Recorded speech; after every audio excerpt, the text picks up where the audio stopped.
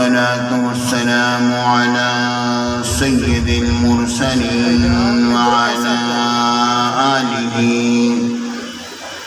وعلى آله وصحبه وأهل بيته أجمعين.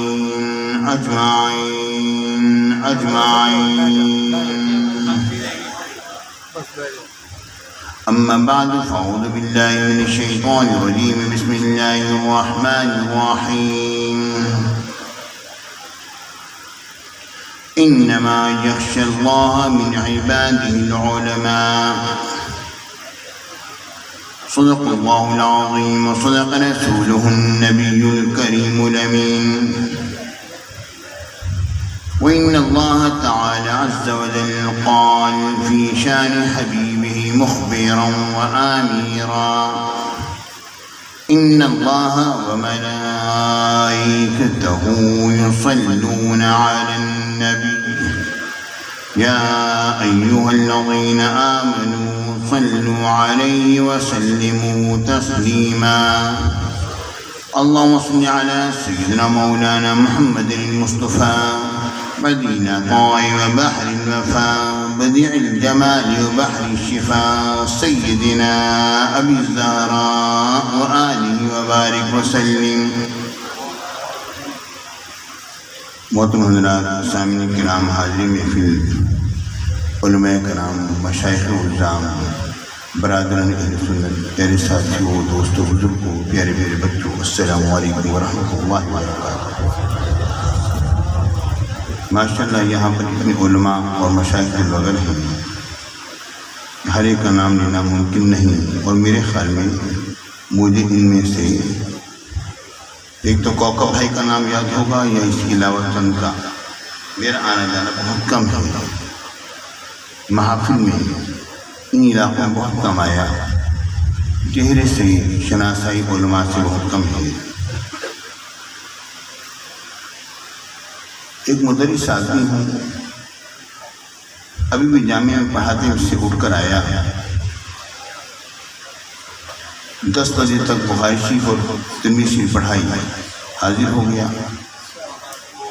اصل میں یہاں پر حاضری حضرت اللہ شیخ القرآن علیہ رحمت و رضوان کی وجہ سے تو ہوئی، لیکن اس میں ایک بڑی مشکل ہمارے لیے کوکب بھائی کی تھی. کوکب کاڑی صاحب ہیں جی، ہمارے لیے ایک مجبوری بن جاتے ہیں. جب یہاں پر ان کا نام آتا ہے یہ بھی ہیں، تو پھر دعوت جب دی گئی تھی، انکار کی گنجائش نہیں تھی. تو پیارے ساتھیوں، اللہ رب العالمین حضور شیخ القرآن کے درجات میں مزید فتح عطا فرمائے، اور ان کے فیضان کو ان کی قبر سے، ان کے تلامذہ سے اور ان کی اولاد سے مزید ظاہر فرمائے اور جاری و ساری فرمائے. میرے ساتھیوں، علماء جو ہیں وہ اپنے سینے میں خاص علم رکھتے ہیں، اور علم کی تعریف مناطقہ نے جو کہ اس طرف میں نہیں جاؤں گا، خامہ خبات غلط جائے گی، نہ آپ کی سمجھ میں آئے گی اور نہ ہی مکمل میری سمجھ میں آج تک آئی ہے. بڑا پڑھا ملا حسن تک علم کی تعریف پڑھتے پڑھاتے رہے، مگر بات سمجھ میں نہیں آئی. کہنا کیا چاہتا ہوں، نہ متکلمین کی تعریف کی طرف جاؤں گا کہ علامہ تفسیرانی نے کہا علیم و صفر یتجلی به المذکور لمن قامت ہمہ به. اصل علم کی وہ تعریف کروں گا جو صوفی کرتا ہے، ان کی وہ تعریف صوفی کرتا ہے، وہ پیش کرتا ہے. العلم نور یوجد فی قلب المؤمن ویہتدی به اور یہتدی به. علم ایک ایسا نور ہے جو مومن کے دل میں پایا جاتا ہے، جس کی بنا پر ہدایت حاصل کی جاتی ہے، یا یہ کہ اس کی بنا پر مومن ہدایت حاصل کرتا ہے، یا ہدایت حاصل کی جاتی ہے کہ مرد مومن کے دل میں وہ علم موجود ہے، اور اس کی بنا پر خلق خدا جو ہے وہ ہدایت حاصل کرتے ہیں. پیارے ساتھیوں، علماء اپنے سینے میں خاص علم رکھتے ہیں، اور میرے آقا حضور علیہ السلام کا فرمان بڑا حسین ہے، اور میرے نبی کا ہر فرمان بھی بڑا حسین ہے. العلماء ورثۃ الانبیاء، علماء انبیاء کے وارث ہوتے ہیں۔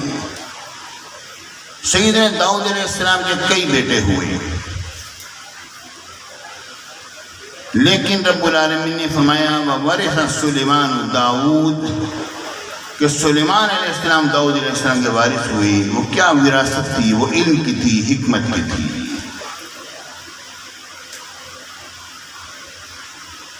میرے ساتھیوں، علم جس وقت مومن کے سینے میں کھلتا ہے تو اشیاء کا انکشاف ہوتا ہے، اور اصل علم یہ ہے کہ میرے آقا حضور علیہ السلام کی معرفت کا انکشاف ہوتا چلا جائے۔ کائنات میں کوئی ہستی ایسی نہیں جو میرے آقا کی مکمل فضائل و مکارم کو اپنے دل میں، اپنے سینے میں سمو لیں گے۔ تقریباً 1 مہینے پہلے کی بات ہے، یاد آئی مجھے بات، کیونکہ تقریر یاد کرنے کا معاملہ کافی عرصے سے 10 سے 20 سال سے ختم ہو چکا۔ اب جس طرح ذہن جاتا ہے اسی طرف کلام بڑھتا چلا جاتا ہے۔ اچھا بولنا کیوں دے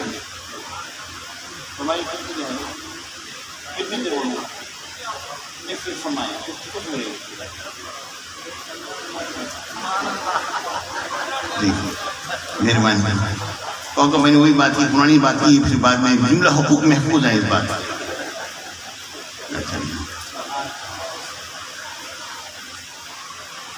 میرے ساتھیوں،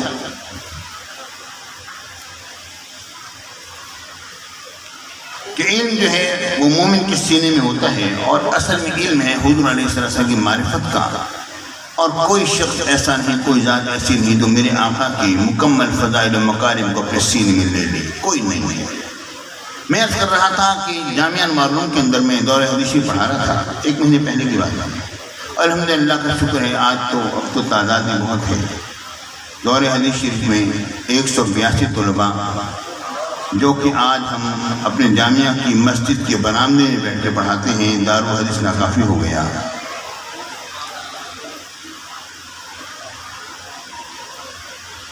انشاءاللہ بارک اللہ۔ ان کو ایک طالب علم نے سوال کیا کہ نہیں حضرت یہ بات فرمائیے کہ حضور علیہ السلام کے فضائل و مکارم، حسن و جمال کو لوگ آج تک بیان کرتے چلے آ رہے ہیں، اپنے اپنے انداز میں، اپنے اپنے طور پر۔ تو یہ بتائیے کہ کیا یہ سارا حسن و جمال، یہ ساری فضیلتیں، سارے کمال جو آج تک بیان ہر بندہ اپنے مطلب کر رہا ہے، حضور علیہ السلام میں پائے جاتے ہیں، تو وہ کیسے بات ذرا اس کی وضاحت کریں؟ میں نے کہا بیٹا بات کی ہے، ایک ڈائمنڈ، آپ بڑا سا ڈائمنڈ ہیرا ہو درمیان میں رکھ دیں، تراشا ہیرا ہو، حسین ہیرا ہو، اور مختلف زاویے سے آپ لوگوں کو بٹھا دیں اور کہیں کہ بتاؤ تمہیں کیا نظر آ رہا ہے۔ ہر شخص اپنے زاویے کے مطابق بیان کرے گا کہ مجھے اس کا حسن کس انداز میں نظر آ رہا ہے۔ ہر بندہ سچا ہے۔ میرے آقا حضور علیہ السلام کے اس کائنات میں الاقل 1,24,000 زاویے ہیں، اور ہر نبی نے میرے آقا کے ایک ایک زاویوں کے اپنے اندر لے کر بطریق اتم اس کا اظہار کیا ہے۔ تو جو جس زاویے سے میرے آقا کو دیکھتا ہے اسی انداز پر بیان کر دیتا ہے۔ یہ سارا حسن و جمال اور سارا فضل و کرم، فضل و کمال میرے آقا کے اندر موجود ہے۔ اب دیکھنا یہ ہے کہ کس نے کتنا اس کو اپنے اندر جذب کیا ہے، اور کس نے اس کو کس میٹھی زبان سے اس کو بیان کیا ہے۔ حضور علیہ السلام میرے آقا کی ذات اقدس در حقیقت میرے آقا کی ایک ایک شے، بلکہ دور کہا جائیے، حضور علیہ السلام کی ایک بظاہر مختصر سی حدیث مبارک لے لیجیے، کوئی بھی حدیث لے لیجیے، من ضرب الخدود وشق الجيوب فليس منا، بلکہ اسے بھی مختصر حدیث لے لیجیے، من غش فلیس منا، جس نے دھوکہ دیا وہ ہم میں سے نہیں، جس نے کھوٹ کمایا وہ ہم میں سے نہیں۔ یہ ایک میرے آقا کا جملہ ایسا ہے کہ آج تک لوگ اس کی تصریح کرتے چلے آ رہے ہیں۔ یہ کس سے متعلق ہے؟ کوئی کہتا ہے یہ تاجروں سے متعلق ہے کہ دھوکہ مت دینا، کھوٹ مت کرنا۔ کوئی کہتا ہے نہیں، یہ جو ہے یہ ایک معلم کے متعلق ہے کہ تعلیم صحیح طرح دینی ہے۔ کوئی کہتا ہے کہ ہر سے جو بھی اپنے پیشے سے متعلق ہے اس میں صحیح چلے، یہ اس سے متعلق ہے۔ اس ایک حدیث پاک کی تشریح آج تک علماء کرتے چلے آئے، چاہے فقہاء ہوں، علماء ہوں، محدثین ہوں، مفسرین ہوں۔ میرے نبی کے ایک جملے کی تفسیر مکمل نہیں ہو سکی تو نبی کے علم پر کلام کرتا ہے کوئی تو حیا کر لے۔ نعرہ تکبیر، نعرہ رسالت، نعرہ حیدری۔ یہاں پر مجھے بات یاد آتی ہے، میرے آقا سرکار مدینہ رسول سینہ صلی اللہ علیہ وسلم نے ارشاد فرمایا، اذا اقیمت الصلاۃ، جب نماز کی تکبیر کہہ دی جائے، فلا تقوموا، تو تمہیں کھڑا نہیں ہو، حتی ترونی، یہاں تک کہ تم میری زیارت کرو۔ یہاں پر محدثین بولے، محدثین نے کیا کہا؟ محدثین نے کہا کہ میری آقا نے فرمایا ہے کہ جب نماز کی تکبیر کہہ دیا تم نے کھڑا نہیں ہونا۔ الحمدللہ ہم سنی جب تکبیر ہوتی ہے کھڑے نہیں ہوتے، ایک بھی حدیث ایسی نہیں دکھا سکتے جس میں آپ کے اور میرے نبی نے فرمایا ہو جب تکبیر ہو تو کھڑے ہو جاؤ، یا تکبیر سے پہلے کھڑے ہو جاؤ، ایک بھی حدیث ایسی نہیں۔ اور ہم ایسی بہت ساری حدیث دکھا سکتے ہیں میرے آقا نے فرمایا تکبیر ہو تو کھڑے نہیں ہونا۔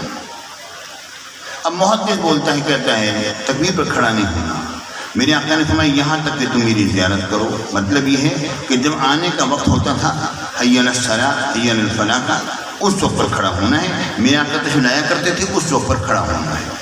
ائمہ اربعہ میں سے ایک امام بھی اس بات کا قائل نہیں ہے کہ تکبیر سے پہلے کھڑا ہوا جائے یا تکبیر کے شروع میں کھڑا ہوا جائے۔ کچھ کہتے ہیں حی علی الصلاۃ پر، کچھ کہتے ہیں قد قامت الصلاۃ۔ اب یہ محدثین اپنے طور پر کلام کر رہے ہیں، علماء اپنے طور پر بول رہے ہیں۔ کہتے ہیں کوئی کہتا ہے کس وقت کھڑا ہونا ہے، میرے آقا نے فرمایا جب تکبیر کہہ دی جائے کھڑا نہیں ہونا، یہاں تک کہ تم مجھے آتے ہو دیکھو میری زیارت کرو۔ لیکن صوفی کچھ اور بولتا ہے، صوفی کچھ اور کہتا ہے۔ وہ کہتا ہے آپ کے اور میرے نبی نے فرمایا جب نماز کی تکبیر کہہ دی جائے تم نے کھڑا نہیں ہونا، یہاں تک کہ میرا دیدار کر لو، میرا دیدار کرو۔ میرا دیدار کیے بغیر تم نماز کے لیے کھڑے ہوئے تو کیا نماز ہوگی؟ وہ دوسرے ہیں کہ جن کی نماز نبی کے تصور سے ٹوٹ جاتی ہے، اور ہمارے اسلاف وہ ہیں جو نبی کو دیکھ کر نماز شروع کیا کرتے ہیں۔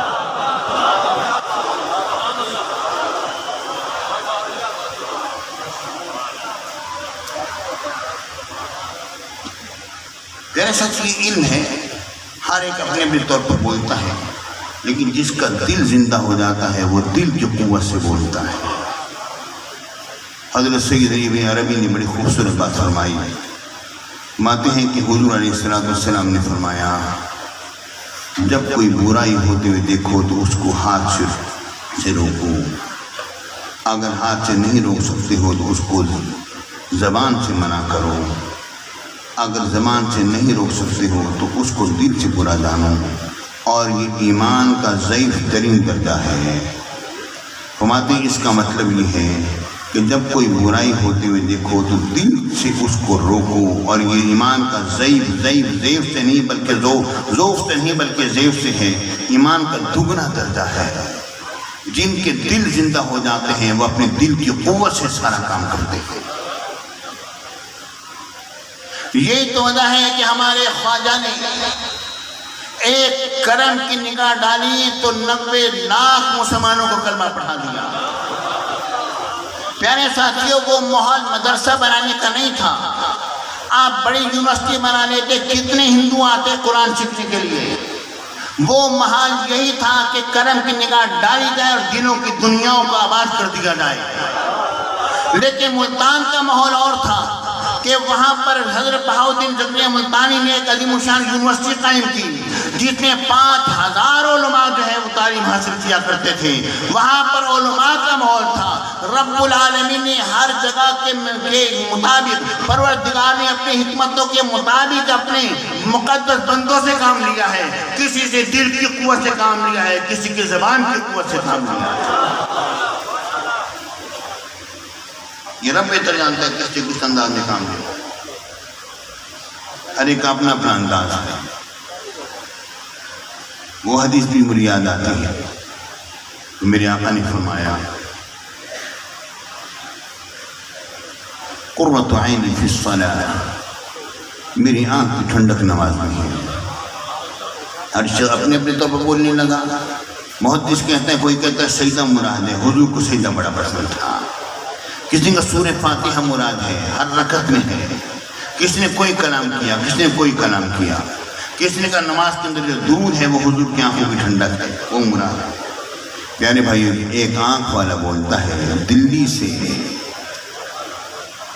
حضرت نظام الدین اولیاء فرماتے ہیں، کون فرماتے ہیں؟ جو خود سید ہیں. میرا حجاب نہیں سید کائنات سے، میں ان کی اولاد ہوں. میں ان کی اولاد ہوں، میں ان کا بیٹا ہوں. اب میں بتلاتا ہوں اپنے نانے پاک کی حدیث پاک کا مطلب. جب سید کائنات نماز پڑھ رہی تھی تو میرے آقا میرے نانا فرما رہے تھے قرۃ عین فی الصلاۃ، میری آنکھ کی ٹھنڈک نماز میں. ہر شخص نے اپنے اپنے علم کے مطابق کلام کیا ہے. ہر شخص نے اپنے علم کے مطابق کلام کیا. ایسے جتنا علم ہوگا، جتنا دل کھلا ہوگا، جتنا دل کھلے گا، اور دل بغیر تقوی کے نہیں کھلتا، یہ بات ذہن میں رکھو. اور تقوی بغیر حضور کی محبت کے نہیں آتا. لاکھ انسان متقی اپنے آپ کو ظاہر کرے، اگر حضور کی محبت نہیں ہے. مجھے اس پر واقعی یاد ہے، میں نام تو نہیں لوں گا لیکن بات بیان کیے دیتا ہوں. ایک مرتبہ میرے شیخ غزالی زمان، میرے والد گرامی علیہ رحمۃ، جب انہوں نے 1937 میں حج کیا، بحری جہاز پر گزارے تھے. اس کے اندر دیگر اور فرق ان کے بھی علماء تھے. کوئی جہاز چلا کرتا تھا. تو ایک شخص آیا میرے والد کی بارگاہ میں. اس نے کہا حضرت بات یہ ہے کہ دل میں اب بڑے برے برے وسوسے پیدا ہو رہے ہیں، سمجھ نہیں آ رہی ہے. انہوں نے فرمایا تمہارا آج کا اٹھنا بیٹھنا کس کے ساتھ ہے؟ اس نے کہا فلاں عالم دین کے ساتھ ہے جو کہ دوسرے مسئلہ کا تھا. میں تو انہی کی پلیٹ میں کھاتا ہوں. میرے شیخ نے فرمایا بس اسی کی برکت ہے جو ظاہر ہو رہی ہے. پیارے ساتھیوں، اصل سے عشق مصطفیٰ ہے، حب مصطفیٰ ہے. یہ اگر دل میں ہے تو ایمان ہے، ورنہ نہیں ہے. انسان کی نجات کا مدار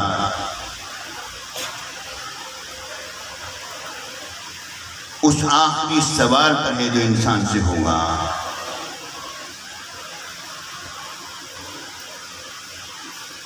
میری عادت بات کو لمبا کرنے کی نہیں ہے. یہ اتنی باتیں میں نے بیان کی ہیں، اس کو میں بہت طول دے کر بیان کر سکتا تھا، لیکن مزاج کچھ ایسا ہے کہ بات انتہائی مختصر انداز میں کر دی جائے. کاش کہ تیرے دل میں اتر جائے میری بات. کاش کی کوکب بھائی کے دل میں بھی ہماری یاد کبھی آ جائے کرے. اب گزر جاتے ہیں، پتہ نہیں چل رہا. مجھے فرما رہے تھے، میں نے کہا آپ ملتان آتے ہیں اور چلے جاتے. کہنے ملتان نہیں آتا. ہاں بس میں ملتان شہر ہوں اور نہ ہوں تو پھر بات ہے. تو میں تو ایئرپورٹ سے، میں نے کہا ایئرپورٹ بات، میں نے کہا اور ایئرپورٹ ملتان شہر میں ہے. ابھی میں کر رہا ہوں.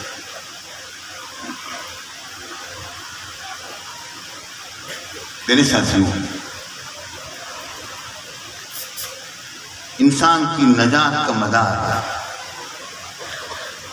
کا دار و مدار ایک بات پر ہے، آخری سوال پر. وہ کیا ہے؟ ما كنت تقول في هذا الرجل ما علمك بهذا الرجل. اس کا جواب صحیح ہو گیا تو جنتی ہو گیا، ورنہ نہیں. آپ دیکھیے اور غور کیجئے، یعنی میرے آقا کی ذاتی اقدس ہے جس پر کہ انسان کی نجات کا دار و مدار ہے، حضور کی معرفت ہے، میرے آقا کا ادب و احترام ہے، حضور علیہ السلام کی محبت ہے. اس کی وجہ کیا ہے؟ دیکھیں پہلا سوال ہو رہا ہے مر رب، بتا تیرا رب کون ہے. دوسرا سوال ہو رہا ہے ما دین، بتا تیرا دین کیا ہے. تیسرا سوال یہ نہیں ہو رہا مر رسول، بتا تیرا رسول کون ہے. یہ سوال نہیں ہو رہا، یہ سوال نہیں ہے بتا تیرا رسول کون ہے. حضور کو رسول ماننے والے تو منافق تھے.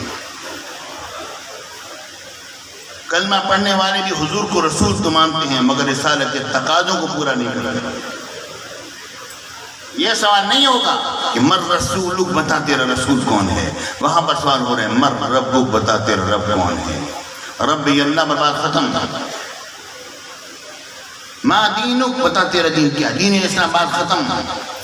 مر رسول، بات ختم ہو جاتی. محمد رسول اللہ، بات ختم ہو جاتی. مگر نہیں، ما علمک بہذا الرجل، بتا اس مرد مقدس کے بارے میں تیرا کیا علم ہے.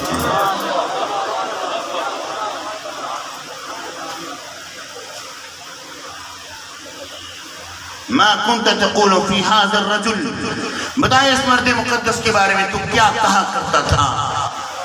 کانا مضارع پہ داخل ماضی استمراری، تو کیا کہا کرتا تھا. میرے ساتھیوں، کسی کے بارے میں سوال ہو رہا ہے نا، کسی کی زیارت ہو رہی ہے نا، مجھے یہ بتاؤ جس کے بارے میں سوال ہو رہا ہے وہ وہاں ہے یا نہیں. نہیں، ایک بندے نے کہا نہیں وہ نہیں ہے. کہتے ہیں کہتا ہے کہ حاضر رجل سے مراد جو ہے، دیکھیے حدیث ہرقل میں دیکھو حضور کے متعلق آتا ہے حاضر رجل ہو. حضرت ابو سفیان سے جب سوال جواب ہو رہے ہیں ہرقل کے، قیصر روم کی جب سوالات جوابات ہو رہے ہیں، حاضر رجل بولا گیا. حضور موجود نہیں تھے. تو حضور موجود نہیں اور حاضر رجل ہے، تم کیسے کہتے حضور موجود ہیں یہ قبر میں. پیارے ساتھیوں، میرے ایک طالب علم نے جب مجھ سے جب یہ سوال کیا، میں نے کہا بیٹا تم نے اس کو یہ جواب کیوں نہیں دے دیا. وہاں تو حضور کا تذکرہ ہو رہا تھا، وہاں تو پتہ ہے کہ حاضر رجل سے مراد کون ہے، مگر قبر میں حضور کا ابھی تک تذکرہ شروع نہیں ہوا. مر ربک اور ما دینک پر بات چل رہی ہے. حاضر رجل مانے ہاضا مانے یہ، رجل مانے مرد. اب یہ مرد اس کلمہ کا اطلاق تو زید، عمر، بکر ہر ایک پر ہوتا ہے. جب تک درشن نہیں ہوگا، زیارت نہیں ہوگی، تعین نہیں ہوگا کہ ان کے بارے میں سوال ہو رہا ہے. ماننا پڑے گا کہ وہ میرے آقا ہیں، حضور کی زیارت ہو رہی ہے. کیونکہ یہاں ما علمک بہذا الرجل ما کنت تقول فی هذا الرجل، میرے آقا کے اس سے پہلے ذکر نہیں ہو رہا. یہ ذکر تبھی مکمل ہوگا اور تعین میرے آقا کے بارے میں تبھی ہوگا جبکہ درشن ہوگا میرے نبی کا.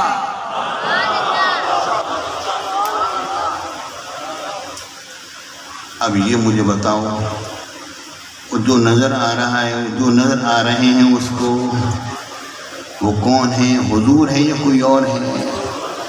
اگر وہ حضور نہیں کوئی اور ہے، نعوذ باللہ، کوئی اور ہے، تو کسی اور کو حضور بنا کے کہتے ہو اشہد ان محمد رسول اللہ، میں گواہی دیتا ہوں کہ محمد عربی اللہ کے رسول ہیں، کسی اور کو حضور بنا کر جواب دو گے یہ تو کفر ہو جائے گا.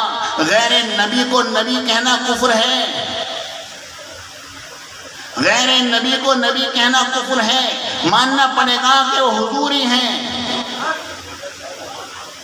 پیارے بھائیو، آپ ذرا غور کرو، جب یہ بات تسلیم کرنی پڑے گی کہ وہ میرے آقا حضور علیہ السلام ہی ہیں، اب یہ مجھے بتاؤ کہ ایک شہر میں ایک دن میں کتنے لوگ مرتے ہیں؟ کئی لوگ ایک شہر میں مر رہے ہیں، کہیں پر 100، کہیں پر 50، کہیں پر 1000۔ دنیا میں ایک وقت میں لاکھوں اموات واقع ہو رہی ہیں۔ اب میرا اور آپ کا نبی ہر قبر میں جا رہا ہے نہیں جا رہا؟ جا رہا ہے، کیونکہ جواب ہو رہا ہے نا۔ بتا تو کیا کہا کرتا تھا؟ حضور کی زیارت ہو رہی ہے، حضور ہر ایک کی قبر میں ہیں۔ ہاں محسوس مبصر کے لیے اس کا استعمال ہے حقیقتاً۔ جب حضور ہر قبر میں ہیں تو یہ بتاؤ میرا نبی ایک وقت میں لاکھوں قبور میں جلوہ گر ہے، تو مسئلہ حاضر ناظر اور کسے کہتے ہیں؟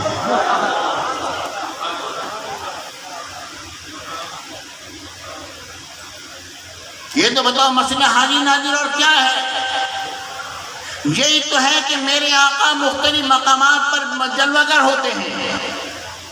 جسد حقیقی میرے آقا حضور علیہ السلام کا مدینہ منورہ میں جلوہ گر ہے، لیکن اجسام مثالیہ جو ہے میرے آقا کی قبوروں میں جلوہ گر ہوتے ہیں۔ اور یہ مت سمجھنا اجسام مثالیہ غیر ہوتے ہیں جسد حقیقی کا، یہ مت کہنا۔ اجسام مثالیہ ایک خیالات اور توہمات کا نام نہیں ہے، یہ حقیقت ثابتہ ہے۔ آپ یہ کیسے اجسام مثالیہ وہ مثال بھی کہہ رہے ہو، پھر حقیقت ثابتہ بھی کہہ رہے ہو؟ میں نہیں کہتا، میرے اور آپ کے نبی نے فرمایا، بخاری کی حدیث ہے۔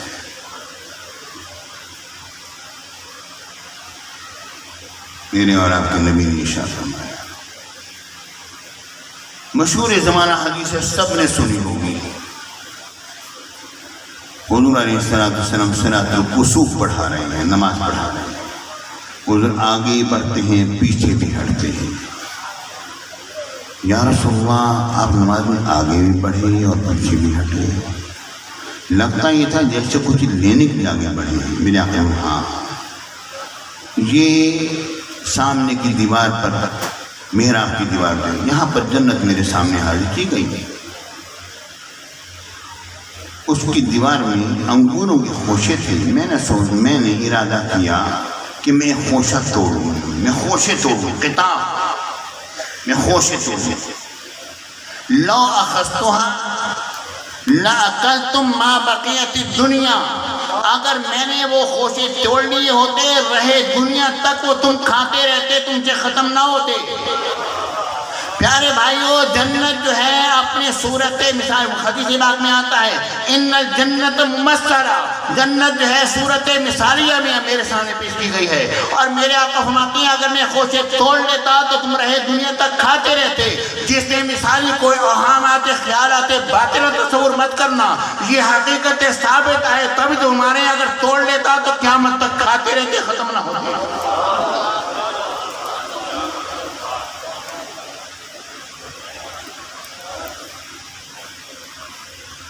میرے ساتھی اس پر مجھے میرے شیخ، میرے مرشد، میرے والد گرامی غزالی اثر کی بات یاد آتی ہے۔ ایک بات کو یاد، اللہ، جب انہوں نے حدیث پاک 10 میں پڑھائی،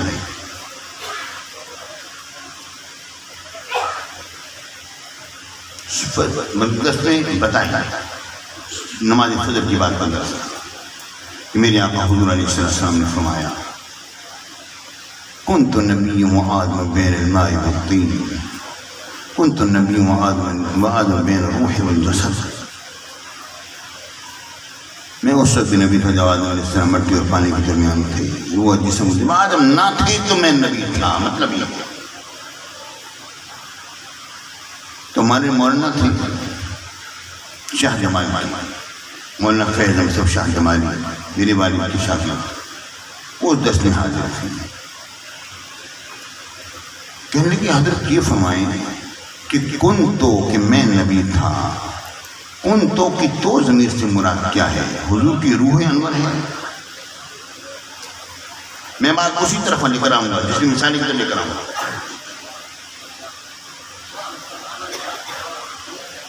کیا اس سے روح محمد ہے؟ میرے شیخ نے فرمایا نہیں مولانا، روح محمد نہیں، تو ضمیر تو کا مصداق نور محمد ہے، روح محمد نہیں ہے۔ پھر فرمایا یہی نور محمد جب عالم ارواح سے گزرا تو روح محمد کا ظہور ہو گیا، اور جب عالم اجسام سے گزرا تو بشریت مصطفیٰ کا ظہور ہو گیا۔ اللہ رب العالمین نے جب نور محمد کو پیدا فرمایا تو اس وقت رب العالمین نے تمام کے تمام فضائل و مکارم، تمام خوبیاں اس میں رکھ دی تھی۔ اس کے بعد اس میں کوئی اضافہ نہیں ہوا بلکہ ظہور میں اضافہ ہوا ہے۔ فرمایا میں حضور علیہ السلام کے علم کے اندر تدریجاً اضافے کا قائل نہیں ہوں، ظہور میں اضافے کا قائل ہوں، تدریج کا قائل ہے، ظہور میں تدریج کا قائل ہے۔ یعنی نور محمد کی تجلیات سے روح محمد کا ظہور ہو رہا ہے، اور اسی سے جسد مصطفیٰ کا ظہور ہو رہا ہے، اور پھر جب جسد مصطفیٰ روح محمد نور محمد جس وقت جلوہ گر ہو گئے، اس کے بعد اسی سے اجسام مثالیہ کا ظہور ہو رہا ہے۔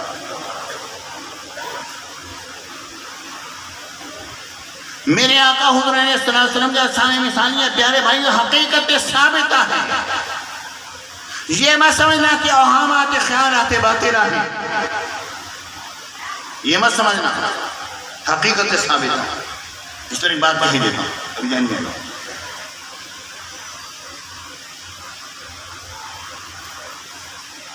وہ غوث اعظم سبحان اللہ پیروں کے پیر ہیں، کیا اچھے دستگیر ہیں۔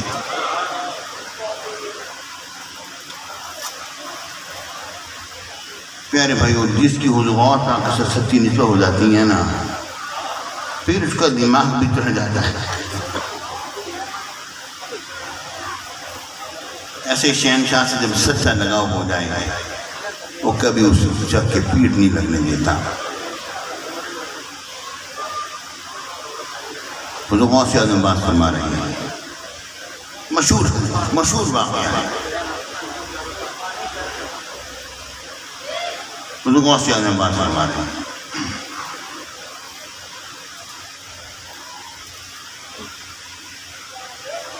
آپ کی خلیفہ خاص مرید خاص جن کے بارے میں صوفیاء نے لکھا کہ ایک علی حیتی میں 7 اقطاب کی قوت موجود ہے،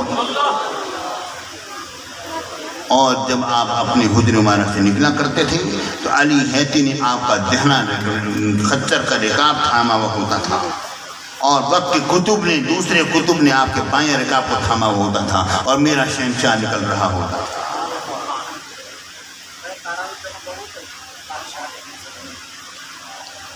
حضور غوث اعظم بات فرما رہے ہیں، اور آپ کے خلیفہ خاص مرید خاص علی حیتی معلوم ہیتی بھی پڑھا رضی اللہ تعالیٰ سو رہے ہیں، اچانک نیند آ گئی، سو گئے، بات نہیں۔ حضور غوث اعظم کی نگاہ جو پڑی، بات چھوڑ کے ہاتھ باندھ کے کھڑے ہو گئے۔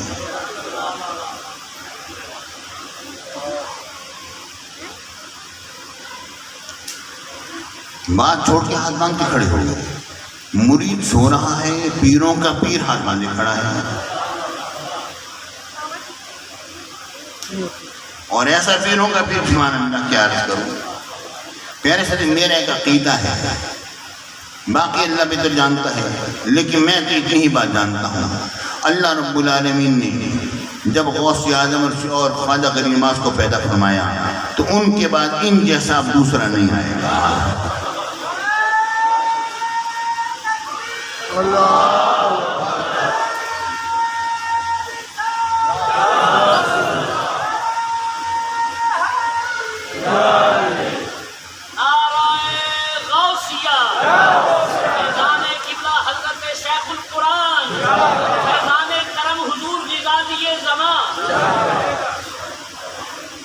آپ ہاتھ باندھے کھڑے ہیں، مرید سو رہا ہے۔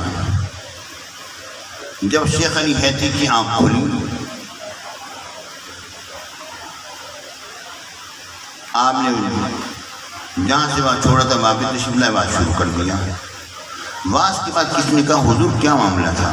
آپ نے علی حیتی سے پوچھو جن کی وہ خواب میں زیارت کر رہے تھے، میں جاگتے میں ان کی زیارت سے مشرف ہو رہا تھا۔ اے علی حیدری بتاؤ، انہوں نے کہا یا شیخ میں حضور رسول اللہ صلی اللہ علیہ وسلم کا دیدار کر رہا تھا۔ آپ نے فرمایا یہ بھی تو بتاؤ حضور نے فرمایا کیا ہے؟ وہ کہتے ہیں حضور نے فرمایا اے علی حیدری شیخ عبد القادر جیلانی کے مدارس مت چھوڑنا، ان کے دامن سے جدا مت ہونا کبھی بھی۔ پیارے ساتھی، میں یہ بات کر رہا تھا کہ اجسام مثال یہ حقیقتیں ثابتہ ہیں جن کا دیدار علی حیدری خواب میں کر رہے تھے اور غوث عالم جاگتے میں کر رہے تھے۔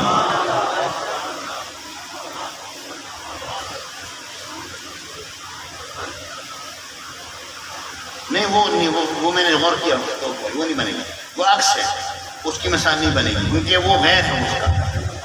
جس کے غیر مانیں گے تو ختم نبوت کا مسئلہ گڑبڑ ہو جائے گا۔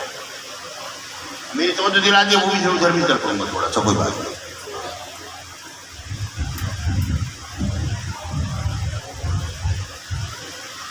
اجسام مثالی کو حضور کے غیر مانا تو ختم نبوت کا مسئلہ گڑبڑ ہو جائے گا۔ سمجھ گئے نہیں بارہ میں شاید میری ضرورت نہ پڑے اس کو پیش کرنے کی۔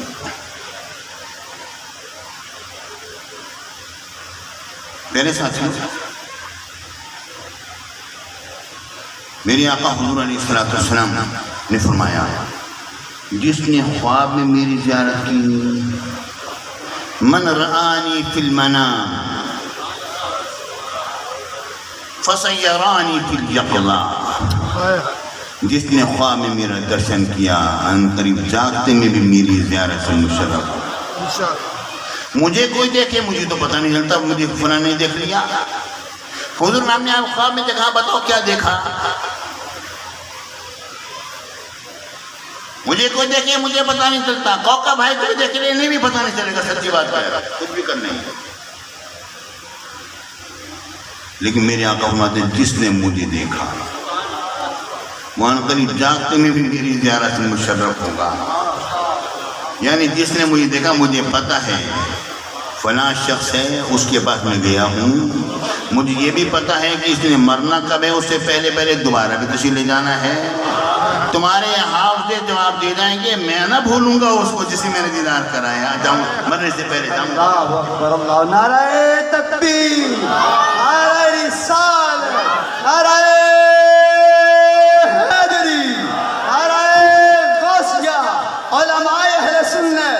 آستانہ علیہ قبلہ شیخ القرآن۔ جس نے خواب میں میری زیارت کی ان قریب جاگتے میں میری زیارت سے مشرف۔ من رآنی فی المنام فسیرانی فی الیقظہ وَإِنَّ الشَّيْطَانَ لَا يَتَمَثَّلُ بِي، یہ شیطان لاکھ کوشش کر لے میری مثل نہیں بن سکتے ہیں۔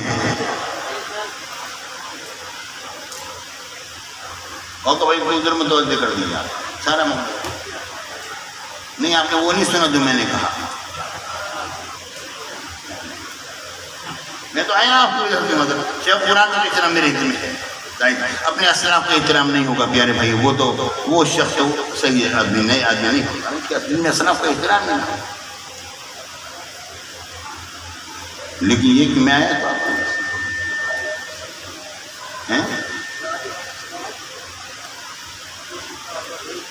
پھر باہر آئے، پھر ہم اپنی قصوں کو روکیں۔ ان الشیطان لا یتمثل بی، یہ شیطان لاکھ کوشش کر لے میری مثل نہیں ہو سکتے ہیں۔ سمجھ آئے پیارے ساتھیوں، میرے آقا نے جس نے خواب میں میری زیارت کی، جاتے میری زیارت، یہ اجسام مثالی حقیقتیں ثابتہ ہیں۔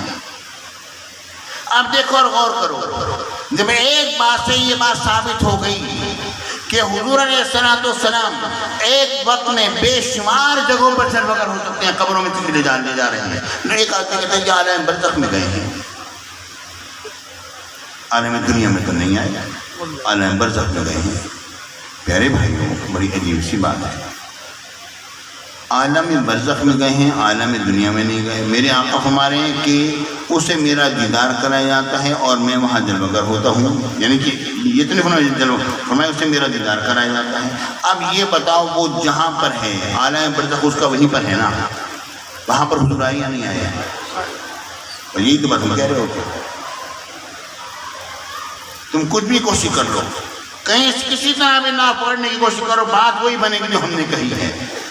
ہم یہ ثابت کر رہے ہیں کہ حضور علیہ السلام وہاں تشریف لائے ہیں یا نہیں لائے ہیں، دیکھنے والے نے دیکھا ہے یا نہیں دیکھا ہے، اور جو عالم برزخ میں چلا جاتا ہے تمہیں سمجھتے ہو اس کا عالم دنیا سے ناتا کٹ گیا، یہ تمہارا وہم و گمان ہے اور کچھ بھی نہیں۔ میرے آقا نے فرمایا جب انسان قبر میں جاتا ہے، لوگ دفنا کے جاتے ہیں تو لوگ جانے والے جو لوگوں کی جوتیوں کی چاپ کی آواز سنتا ہے، ہوتا ہوا عالم برزخ میں ہے مگر آواز دنیا میں پیدا ہوتی ہے، اس کا تعلق دنیا کے ساتھ ہوتا ہے۔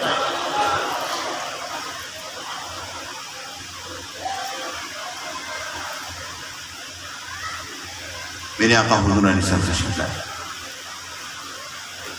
اچھا، اب یہی وجہ ہے جو ہم کہتے ہیں السلام علیکہ ایھا النبی ورحمۃ اللہ وبرکاتہ، سلامتی ہو آپ پر۔ پیارے ساتھیوں، حاضر رجل کا لفظ بتا رہا ہے، اس پر میرے پاس ایک پورا آپ علماء فتاویٰ، علماء اہل حدیث اٹھا کے دیکھیں، اس میں باقاعدہ اس پر مناظرہ ہے دیوبندی علماء کا اور وہابی علماء کا۔ آخر میں نتیجہ انہوں نے کیا نکالا؟ پیارے بھائی، میں کسی خلاف بات نہیں کر رہا ہوں، میرا مزاج نہیں ہے، میں تو ایک بات پیش کر رہا ہوں کہ کیا لکھا ہوا ہے۔ نتیجہ انہوں نے یہ نکالا، کہتے ہیں کہ دیوبندی علماء سے دوسرے وہابی علماء کہتے ہیں کہ آپ نے یہ بات جب کہہ دی کہ حضور علیہ السلام وہاں پر جلوہ گر ہیں اور محاذہ کا اسم اشارہ محض مفسر کے لیے ہوتا ہے، آپ نے جب یہ ثابت کر دی ہیں، یہ آپ کے دلائل اگر بریلویوں تک پہنچ گئے تو پھر تو معاملہ گڑبڑ ہو جائے گا۔ اب اٹھا کے دیکھیے، بے بہوانے لگے ہیں، اور یہ تمام چیزیں جو میرے آقا فرما رہے ہیں کہ جس نے سوتے میں میری جان کی، جاگتے میں بھی میری جان سے مشرف ہوگا۔ اب دیکھیے، اب میں پیش کر رہا ہوں ایک اور بات پیش کر رہا ہوں کہ اگر عالم خواب الگ ایک عالم ہے، لیکن حضور غوث پاک جاگتے میں زیارت کر رہے ہیں، ہے نہیں؟ جاگتے میں زیارت کر رہے ہیں، ٹھیک ہے پیارے بھائی۔ اسی طرح عالم برزخ میں کو زیارت ہو رہی ہے، لیکن حقیقت میرے آقا جلوہ گر ہیں وہاں پر، ہم انکار نہیں کر سکتے۔ حضور علیہ السلام تشریف لاتے ہیں، اور حاضہ کا اس میں اشارہ ہے۔ اس پر تو ان علماء نے بھی اتفاق کر لیا، محسوس مبصر کری ہے تو بات ختم ہو گئی۔ اگر کہ عالم برزخ کی بات کہیں گے تو وہاں پر محسوس مبصر کہاں پر رہا؟ وہ تو عالم میں دوسرا ہوتا ہے۔ اب ہمیں نظر نہیں آتے، اب آپ کو نظر نہیں آتے تو اپنی آنکھ کا علاج کرا لیجیے، اپنی آنکھ کا علاج کر، مگر یہ آنکھ کا علاج جو ہے یہ نشتر ہسپتال میں نہیں ہوگا، یہ میو ہاسپٹل میں بھی نہیں ہوگا، کراچی میں آغا خان میں بھی نہیں ہوگا، یہ علاج جو ہوگا یا تو بغداد شریف کے ہسپتال سے ہوگا یا اجمیر شریف کے ہسپتال سے۔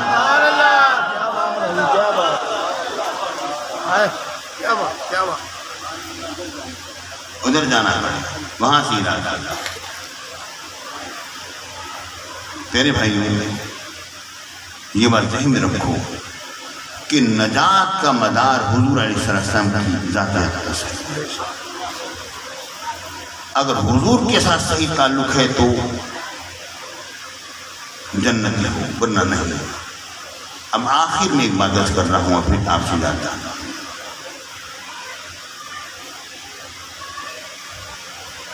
مجھے کوئی ایسی مثال چاہیے جس میں کہ کوئی صحابی حضور علیہ السلام کی باریت میں حاضر ہو اور اس نے کہا ہو یا رسول اللہ مجھے اجازت دیجیے میں ذرا گھر سے نوافل پڑھ کر آتا ہوں۔ حضور ذرا میں قرآن پاک تھوڑا سا رہ گیا تھا، میں اس کو مکمل کر کے آتا ہوں۔ میرے آقا کو چھوڑ کر کوئی رب کی عبادت کرنے کے لیے گیا ہو، اس کی ایک مثال دے دو۔ فرضی عبادت الگ بات ہے، وہ حضور کا حکم ہے، ایک مثال بھی اس کی پیش نہیں کر سکتے، ایک مثال بھی اس کی پیش نہیں کر سکتے۔ سارے صحابہ یہ بات جانتے تھے، اصل اصول بندگی سانچ پر کی ہے۔ قرآن پڑھنے والے بے شمار مل جائیں گے، قاری ملیں گے، حدیث پاک پڑھنے والے بے شمار لوگ مل جائیں گے، پیارے ساتھیوں غور کرو، یہ نمازیں پڑھنے والے بے شمار لوگ مل جائیں گے، مگر حضور علیہ السلام کا دیدار کرے ان ظاہری آنکھوں سے، یہ صرف صحابی کی ساتھ خصوصیت ہے۔ اور وہ لوگ جنہیں رب العالمین یہ شرف عطا فرماتا ہے کہ اس دنیا میں رہتے ہوئے آقا کا جاگتے میں دیدار ہوتا ہے، وہ صحابی تو نہیں ہوتے مگر صحابی سے جدا بھی نہیں ہوتے۔ جناب یہ کہتے ہیں نا کہ حضور خدا تو نہیں ہے مگر خدا سے جدا بھی نہیں ہے، اس طرح ہم یہ کہتے ہیں وہ صحابی نہیں ہے مگر صحابی سے جدا بھی نہیں ہے۔ میرے ساتھیوں، بس میں اسی بات پر اتفاق کرتا ہوں کیونکہ میں اب لوگوں میں ہلچل دکھ رہا ہوں، میری حاضری لگ گئی۔ اللہ رب العالمین قبول فرمائے۔ پروردگار عالم حضرت شیخ القرآن حضرت مولانا غلام علی قاری صاحب علیہ رحمت و رضوان کے فیضان کو داری و ساری فرمائے۔ وہ ہم سے بہتر ہماری بات کو سن رہے ہیں اور سمجھ رہے ہیں، اور ہم یہ بات جانتے ہیں انشاءاللہ وہ خوش ہو رہے ہوں گے۔ وآخر دعوانا ان الحمد للہ رب العالمین۔